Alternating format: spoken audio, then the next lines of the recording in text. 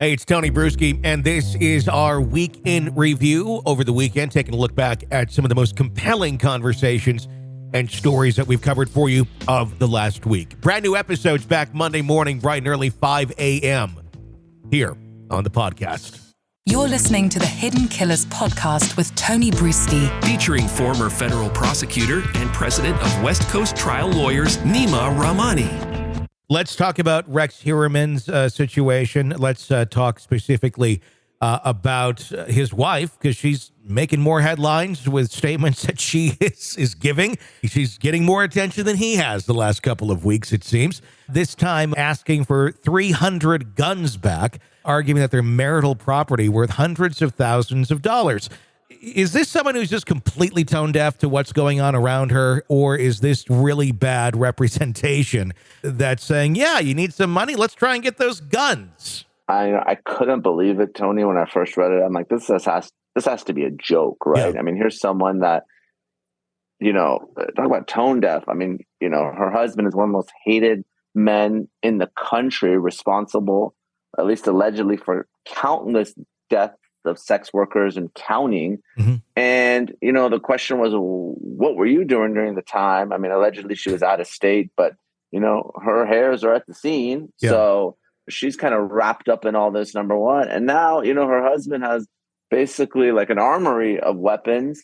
And, there's no question that's allegedly evidence in the case. So you're asking for these weapons back. Like, what do you want of them? And, for her to go out publicly, she's either getting terrible legal advice or, needs someone who's a publicist or someone just to advise her, because I think she's going to soon join her husband. She's not going to be able to step foot anywhere without folks absolutely despising her. I can't believe she would say something like that. Well, it's so bizarre. I've never seen one behave like this, a spouse of someone who's been accused of such heinous crimes like Rex has.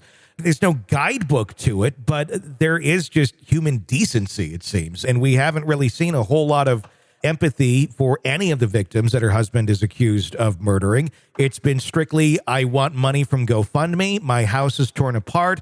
Oh, I have the money now, but I'm still going to complain that I can't do anything with my house. I'm going to sit on my porch all the time, complain about the media being here, but I'm going to sit there and egg them on. It's just like, what is going on here? Maybe this is her regular personality, and we're now just actually getting to see it because we've never known this person before.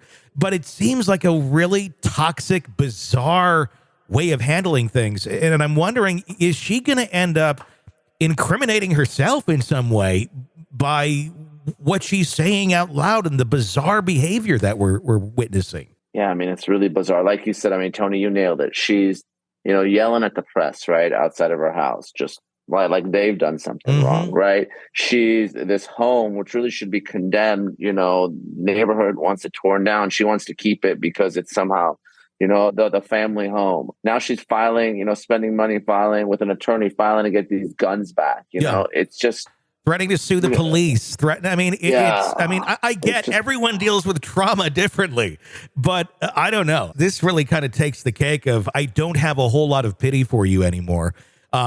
Just because I'm really starting to question, what did you know and when did you know it, if anything?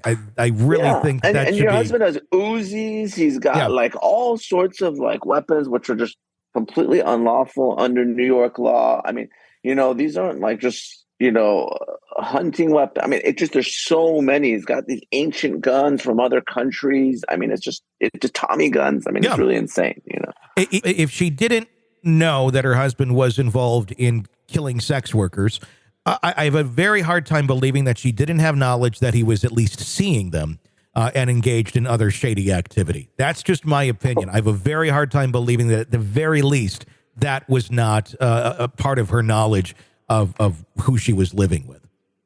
Of course. I mean, this guy's got like another house in another state. Yeah. At least there's another family. I'm like, well, what is he doing? Just, I mean, really bizarre behavior by a bizarre woman. It does start to put into questions of complicity to a certain extent as well, I think. Almost like what we were talking about with the case of the mommy blogger and dad who is claiming he had no idea. Just claiming you have no idea or you were out of town, that to me does not seem like a very strong defense. Although nobody's prosecuting Asa or anything like that right now, but just on the surface, I'm out of town. Well, every single time he was killing someone, you were out of town. Every single time he was seeing a prostitute, you were out of town. I think we know in some cases that she wasn't out of town, not necessarily in the murder, but when her husband, there's allegations that she was well aware that they were coming to the basement. There's a lot of chatter on social media, Tony. You're right that, there was someone else helping Rex. Was it Asa? Was it someone else? I mean, so she's got to really kind of tread lightly. Yeah. I'm not accusing her of anything, but, she's at least in a close proximity. And I think, if she was getting good advice, she'd really sort of keep her mouth shut and stop trying to. First of all, the argument has no merit when it's been seized as evidence, number one. Those are all, either used potentially evidence that was used in murders or, weapons that were possessed unlawfully. So she doesn't have a legal right to them, but to kind of kick up dust here, not the smart thing to do.